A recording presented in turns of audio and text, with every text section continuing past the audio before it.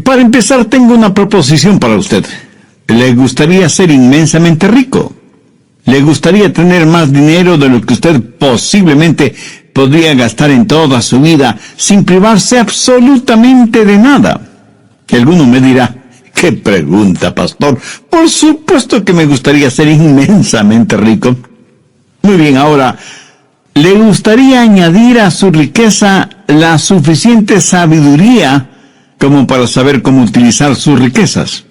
¿Le gustaría tener visión y liderazgo para, sin que importe las crisis que se presenten, usted sepa exactamente qué, cómo y cuándo hacer lo que tiene que hacer? Ahora, junto con esa riqueza y sabiduría, ¿no le gustaría tener la paz y la serenidad que provienen de una correcta relación con Dios? ¿Cómo le gustaría tener todas estas cosas?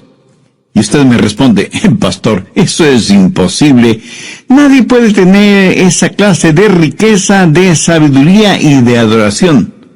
Pues mire, yo le voy a mostrar el camino y juzgue usted si lo que voy a decir no es más que una falsa propaganda. ¿De acuerdo? Bien, hablemos de la riqueza. Busque Mateo 5:5. Bienaventurados los mansos, porque ellos recibirán la tierra por heredad. Eso, mi amigo, es riqueza indescriptible. ¿Y qué de la sabiduría, de la guía que uno necesita? Veamos el Salmo 25:9. Encaminará a los humildes por el juicio, y enseñará a los mansos su carrera. ¿Y qué de la paz y de la serenidad que queremos tener? Veamos Mateo 11, los versos del 28 al 30. Venid a mí todos los que estáis trabajados y cargados, y yo os haré descansar. Llevad mi yugo sobre vosotros, y aprended de mí, que soy manso y humilde de corazón, y hallaréis descanso para vuestras almas, porque mi yugo es fácil, y ligera mi carga. ¿Cómo trabaja eso en nuestras vidas? Bien, veamos. Primero, el significado de mansedumbre. Muchos piensan que mansedumbre es cobardía, que si uno es manso, tiene un carácter tímido y ambivalente. Permítame decir de una vez por todas, mansedumbre no es cobardía. Jesús dijo, yo soy manso y humilde de corazón. ¿Fue Cristo un cobarde? ¿Llamaría usted cobarde a quien con un látigo en mano echó fuera del templo los mercaderes? ¿A quien pasó 40 días en el desierto, en ayuno y oración, rodeado de bestias salvajes? ¿Se atrevería usted a decir que fue un cobarde? Jesús, aún sabiendo que en Jerusalén sería apresado, acusado y crucificado, sin embargo fue con determinación y firmeza hasta esta ciudad. ¿Le parece a usted que eso fue un acto de cobardía? ¿Qué clase de cobarde fue Jesús que sufrió en agonía y murió con su cuerpo clavado en una cruz? Jesús, el más hombre de todos los hombres que ha existido, dijo, yo soy manso y humilde de corazón. Mansedumbre ni siquiera es debilidad, aunque muchas veces así lo pensemos, cuando lo opuesto es la verdad. Para ser manso hay que tener tremenda fortaleza espiritual y emocional. La Biblia dice que aparte del Señor Jesús, Moisés fue un hombre manso. Piénselo. Moisés fue un comandante en jefe que guió al pueblo de Israel desde Egipto hacia la tierra prometida. Fue un hombre de valor. Pero ser un hombre de valor no excluye la mansedumbre. Alguna vez en alguna parte leí la siguiente frase: si usted cree que mansedumbre es debilidad, trate de ser manso por una semana. Perturbadora opción, ¿no le parece? Ser manso demanda una increíble fortaleza, porque la mansedumbre es fortaleza bajo control.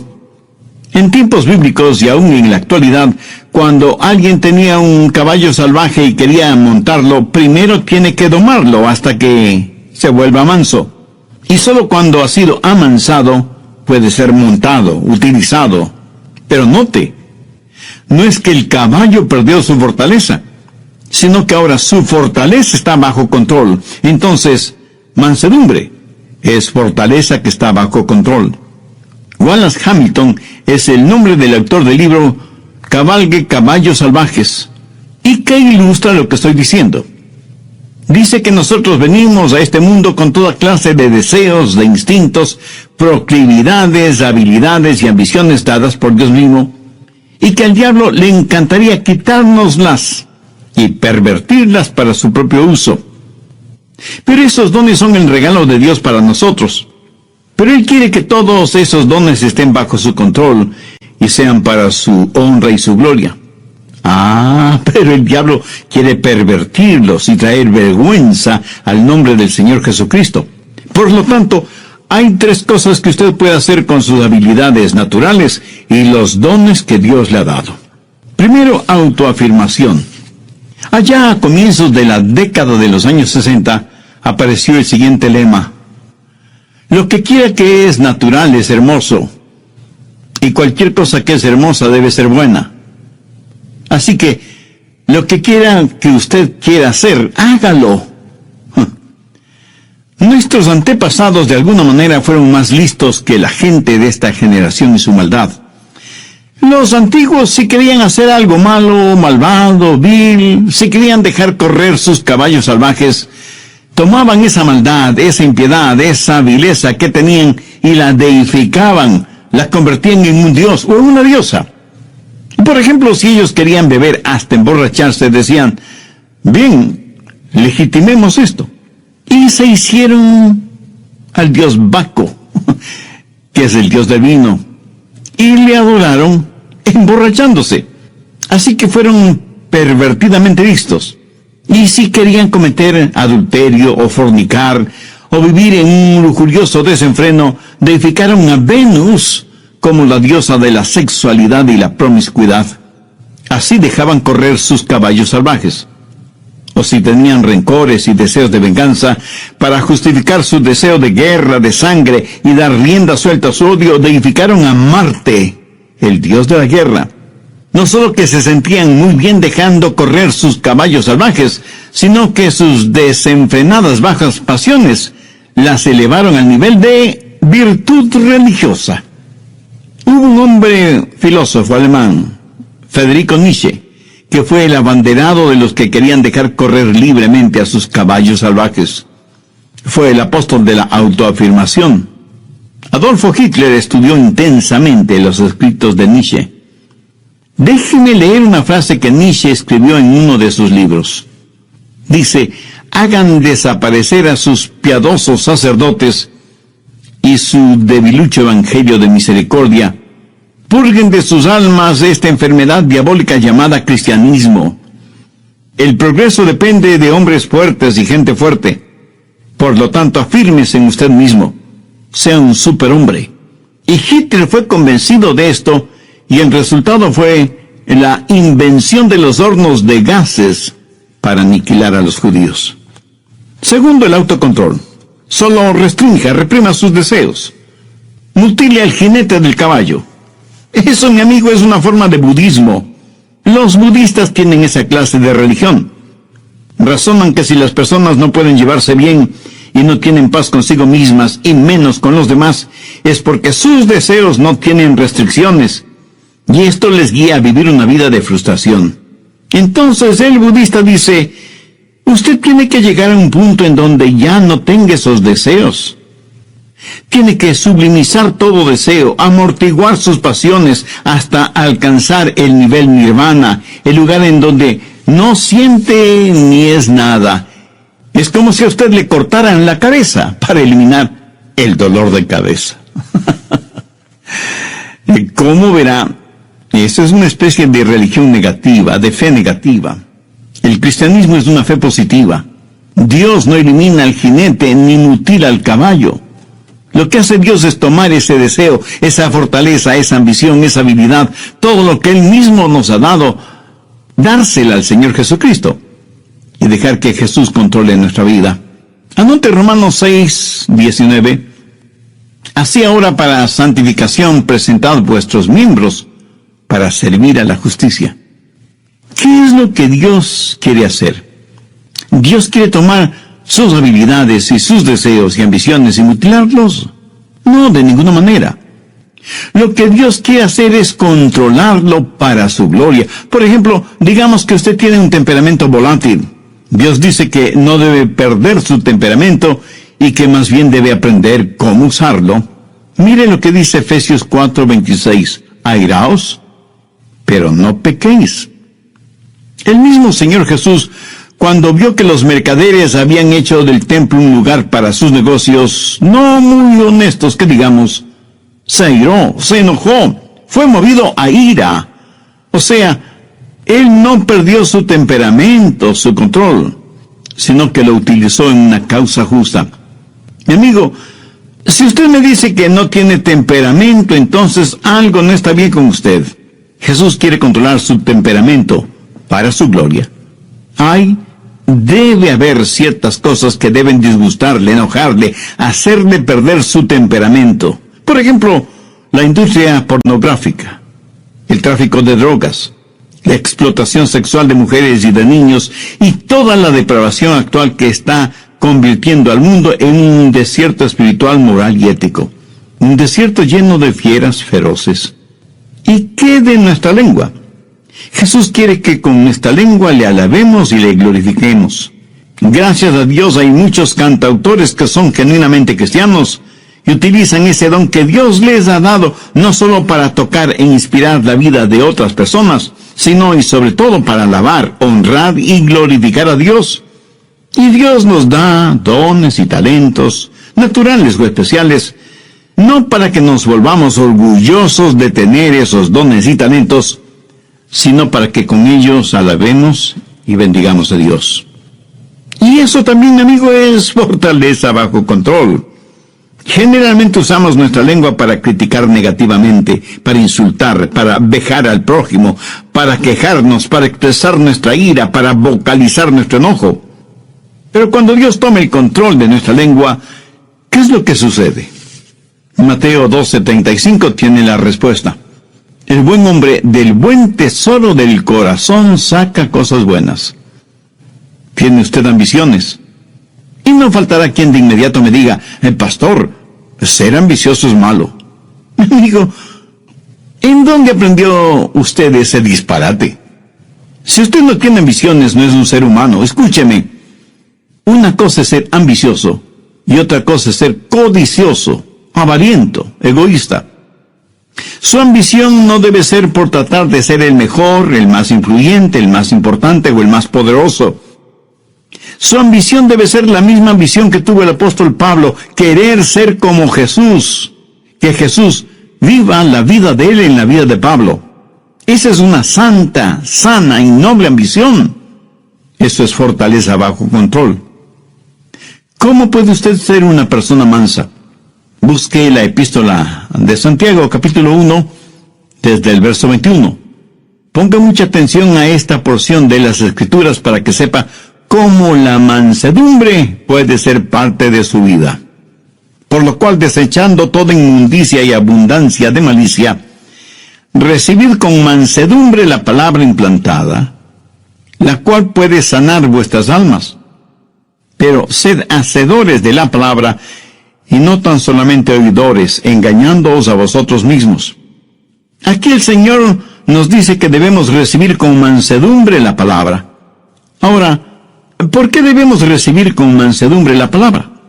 Porque la mansedumbre es fortaleza bajo control. Y para ser controlado por el Señor, usted tiene que conocer su voluntad y su camino. Y para conocer la voluntad y el camino de Dios, usted tiene que conocer su palabra. Por lo tanto, tiene que recibir la palabra con mansedumbre. Escúcheme, ni usted ni yo sabemos ni la milésima parte de cómo guiar nuestra propia vida. Se explica ahora por qué, aún siendo creyente, fracasamos tantas y tantas veces. En una sala judicial a un hombre le preguntaron, ¿jura decir la verdad, toda la verdad y nada más que la verdad, con la ayuda de Dios? Y el hombre respondió, si yo supiera la verdad, toda la verdad y nada más que la verdad, entonces sería Dios. Ingeniosa respuesta que encierra todo un mundo de teología. Necesitamos guía. Te puedo asegurar que Dios sabe lo que nosotros no sabemos. Así que si usted es una persona llena de mansedumbre, usted tiene que poner su vida en las manos de Dios para que le guíe. Si quiere que Dios le dé bienestar económico, sabiduría y adoración profunda, entonces tiene que recibir la palabra de Dios con mansedumbre, la cual, o sea, la palabra de Dios, puede salvar su alma. De acuerdo a Santiago, 3 cosas son necesarias. Primera, debe haber un espíritu de arrepentimiento. Santiago 1:21, por lo cual desechando toda inmundicia y abundancia de malicia. Ahora, ¿qué significa esto? En el griego la palabra inmundicia significa tener el oído tapado con cera. Por lo tanto, hay que eliminar el exceso de cera en el oído. Y la aplicación espiritual es fácilmente comprensible. Pero, ¿cuál es la cera espiritual que tapa nuestros oídos? La abundancia de superficialidad. Verá, muchos de nosotros ya hemos sido salvados, pero todavía ha quedado un residuo pecaminoso en nuestras vidas. Y lo que Santiago está diciendo es, limpien sus oídos espirituales de la cera que los está tapando.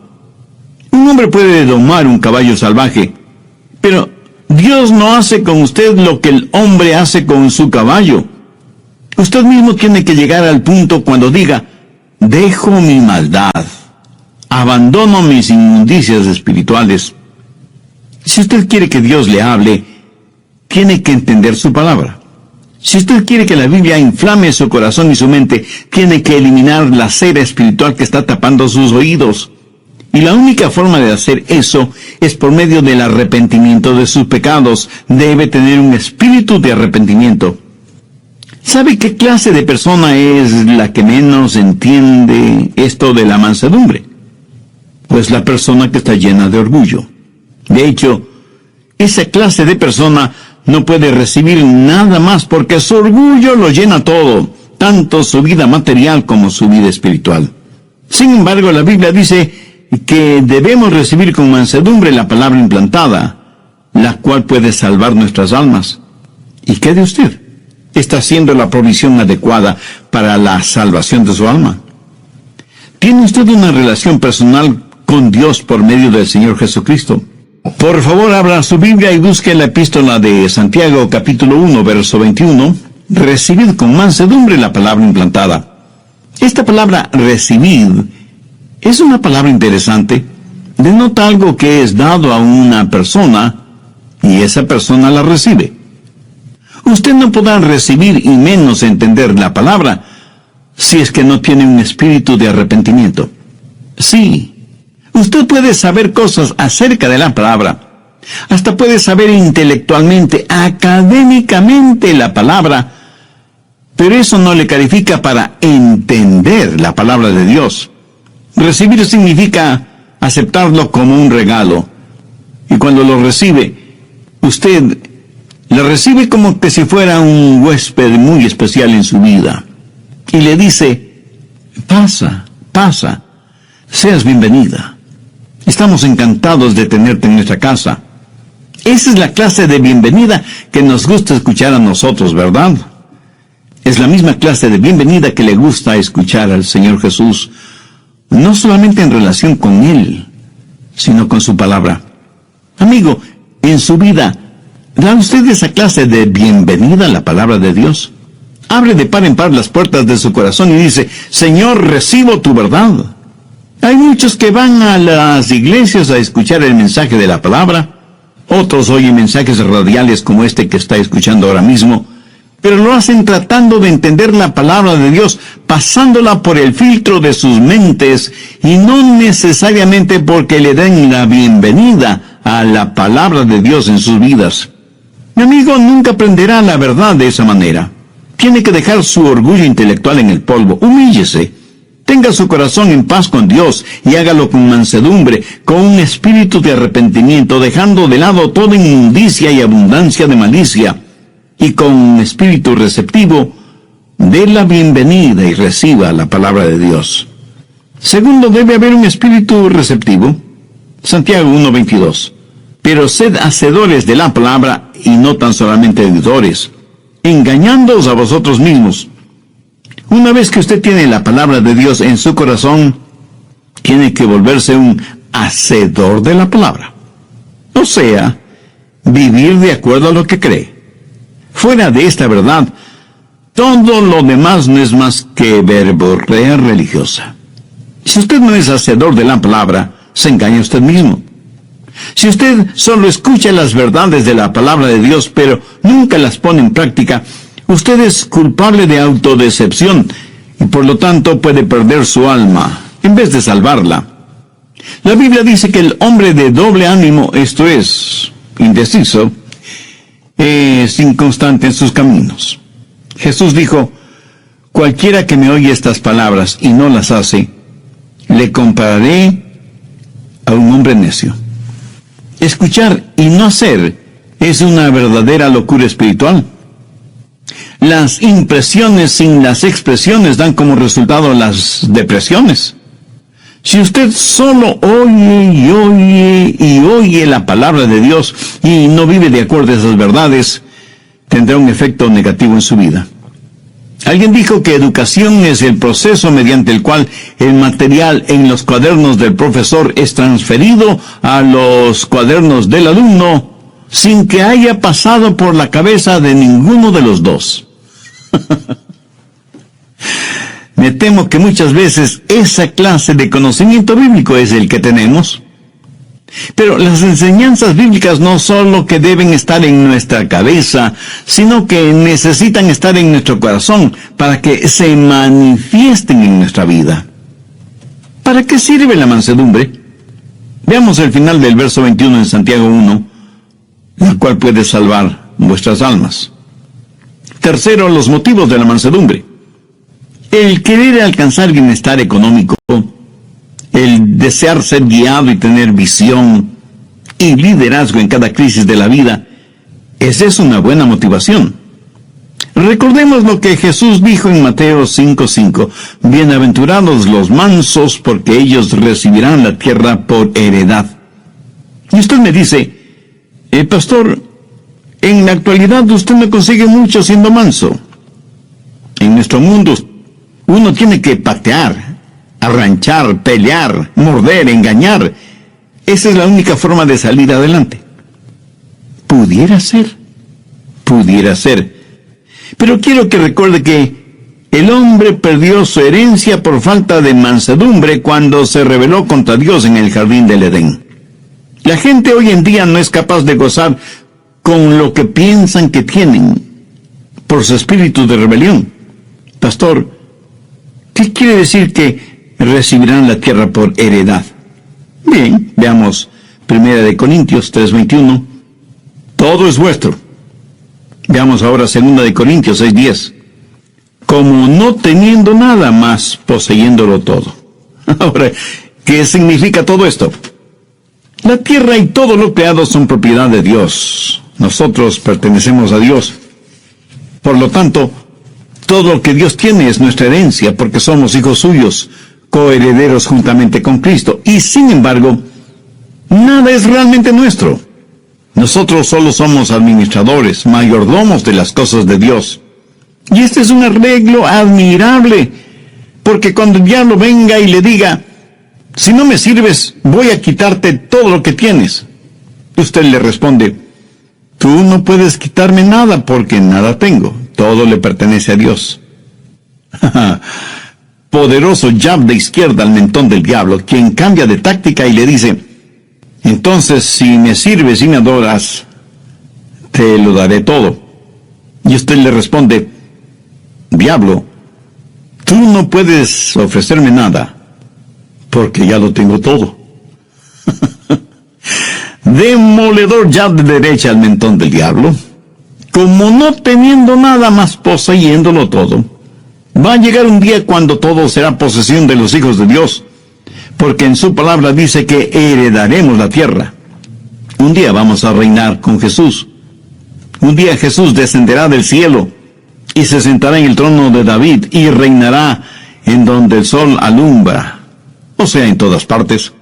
Su reino se extenderá de mar a mar, Los lagos, ríos y océanos estarán rebosantes de peces. Los árboles se doblarán por el peso de los frutos en sus ramas. El cielo se llenará con multitud de aves, y todos los desiertos del mundo se convertirán en florecientes jardines. Todo esto será la herencia de los hijos de Dios. Los mansos heredarán la tierra. Eso lo tenemos ahora como herencia en nuestro corazón. Pero un día será realidad. Tendremos bienestar, riqueza económica. Salmo 25:9. Encaminará a los humildes por el juicio. Mucha gente se pregunta, ¿por qué Dios no nos habla hoy? Están viendo y entendiendo las cosas al revés. No es que Dios no nos hable. El problema es que nosotros no estamos escuchando. No tenemos una actitud de mansedumbre para oír la voz de Dios. ¿Desea usted que Dios le guíe?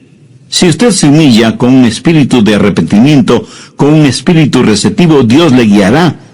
Y usted no será como un barco en medio de una oscura y furiosa tormenta, sin brújula, sin timón, sin mástil y sin velas, empujado por las olas y los vientos de este mundo. Encaminará a los humildes por el juicio. Él le mostrará el camino y usted podrá escuchar su voz, guiándole aún en medio de la peor tormenta de su vida. Y usted tendrá no solo bienestar y riqueza y sabiduría, sino que sabrá lo que es la verdadera adoración. Mateo 11, desde el verso 28. Venid a mí todos los que estáis trabajados y cargados, y yo os haré descansar. Llevad mi yugo sobre vosotros y aprended de mí, que soy manso y humilde de corazón, y hallaréis descanso para vuestras almas, porque mi yugo es fácil y ligera mi carga. Veamos esta porción bíblica un poco más detenidamente. Jesús fue un carpintero y sabía cómo hacer yugos para los bueyes. Y no creo que Jesús jamás haya hecho un yugo que no quedó perfecto en los bueyes. Ahora, cuando un buey lleva un yugo, es porque es un buey manso. Ese buey sigue teniendo tremenda fuerza. Por eso usaban los bueyes para arar los campos. Y muchos agricultores que todavía aran a la antigua, dicen que el buey más dócil tiene más fuerza que un caballo en esas labores agrícolas. El yugo en el pescuezo de los bueyes es para que ambos bueyes puedan alar el arado. Y cuando Jesús dijo, llevad mi yugo sobre vosotros, es como si estuviera diciendo, estamos en esto juntos, apóyate en mí, déjame guiarte. Quiero ser un descanso para tu alma. Esa es la clase de mansedumbre que Jesucristo quiere darle a usted. No mañana ni pasado mañana, sino hoy mismo. Quienes están escuchando este programa, y si aún no son salvos, ¿no quisieran conocer a este maravilloso Salvador, Jesucristo? ¿No quisieran que sus pecados les fueran perdonados? ¿No quisieran hacer la paz con Dios para poder experimentar la paz de Dios?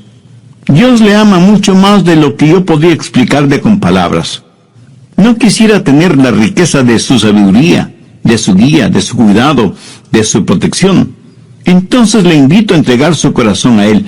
Venga, Jesús. Hubo un gran evangelista llamado Henry Morehouse. Su trabajo no fue entre grandes multitudes, sino en pequeñas iglesias. Como tema base de sus mensajes, él usaba Juan 3:16, porque de tal manera amó Dios al mundo, que ha dado a su Hijo unigénito para que todo aquel que en Él cree no se pierda, mas tenga vida eterna. Una vez Morehouse estuvo en un pequeño pueblito minero, y en ese lugar había un hombre que odiaba a Dios, a Jesús, la Biblia, las iglesias, los predicadores, los evangelistas, los misioneros, en fin, odiaba a cualquier persona o cosa que estuviera relacionada en la más mínima forma con Dios. Este hombre se llamaba Mike Miller. Y este hombre le mandó un mensaje a Morehouse diciéndole que si predicaba esa noche, él iría a la iglesia, revólver en mano, para sacarle a balazos del pueblo. Los creyentes, asustados, se acercaron donde Morehouse y le dijeron que sería conveniente suspender la reunión de esa noche. Morehouse les dijo, no, he orado sobre este asunto y estoy convencido que Dios quiere que predique esta noche. Y yo confío totalmente en Dios. Tendremos la reunión esta noche, tal y como está programada. Esa noche la pequeña iglesita de ese pueblito minero estuvo totalmente llena, y los que no pudieron entrar se quedaron alrededor de la iglesia y abrieron todas las puertas y ventanas para que la gente pudiera escuchar el mensaje de la palabra de Dios. Y cuando Morehouse estuvo más o menos a la mitad de su mensaje, vino Mac Miller. Empujó a cuantos encontró a su paso. Llegó frente al púlpito, se sentó en el suelo y le dijo: «Usted haga lo suyo, que después yo haré lo mío». Morehouse abrió su Biblia en Juan 3:16 y predicó del amor de Dios por todos los seres humanos, de cómo Dios entregó a su amado Hijo Jesucristo para que muriera por los pecados de todos nosotros. Morehouse predicó con tal pasión y convicción que se podía sentir la presencia del Espíritu Santo en ese lugar. Luego hizo la invitación para aquellos que quisieran recibir a Cristo en su corazón. Mac Miller se puso de pie, y la gente no sabía qué iba a pasar. No, él no pasó al frente, pero dio media vuelta y salió de la iglesia dando un tremendo portazo. Caminó por la calle principal de su pueblito. Sus amigos que estaban bebiendo en un bar le vieron y le llamaron: «Mike, ven, sírvete un trago». Pero Mac Miller siguió caminando como si no les hubiera oído. Llegó hasta un pequeño callejón, giró hacia la derecha y llegó hasta una semi-destruida valla metálica, tras la cual había un remedo de casa. Con sus enormes manos empujó violentamente la puerta. Era una sola habitación que servía de sala, comedor, cocina y dormitorio. Ahí una mujer de rostro demacrado cuidaba de unos pequeñuelos quienes, al ver entrar a su padre, corrieron a esconderse debajo de la cama por temor a que su padre los castigara. Su esposa, que evidentemente era abusada y golpeada físicamente, simplemente se puso en actitud protectora frente a la cama. Mac Miller miró a su esposa y en un tono dulce, desconocido en él, le dijo: «Mujer, no temas. Llama a los niños. Vamos a orar». Ella, asombrada, le preguntó: ¿Qué es lo que dijiste? Y él, con una paciencia absurda por ser él quien era, le dijo: «Trae a los niños, vamos a orar». Los niños salieron de debajo de la cama, pero se quedaron detrás de su madre. No entendían lo que estaba diciendo su padre. Él tomó a cada uno de ellos, les acarició en la cabeza y les dijo: «Hijos, vamos a arrodillarnos». Ellos, temerosos, así lo hicieron. Su mamá también se puso de rodillas, y para asombro de todos ellos, Mac Miller también se arrodilló y dijo: «Querido Dios», y se quedó en silencio. No sabía cómo orar. Sabía maldecir y decir palabras obscenas, pero no sabía cómo orar. De pronto, como en un relámpago, se acordó de las oraciones que su madre le enseñó cuando él era un niño, y entonces dijo: «Generoso Jesús, manso y humilde, mírame como si fuera un niño. Perdona mi simpleza y permíteme acercarme a ti».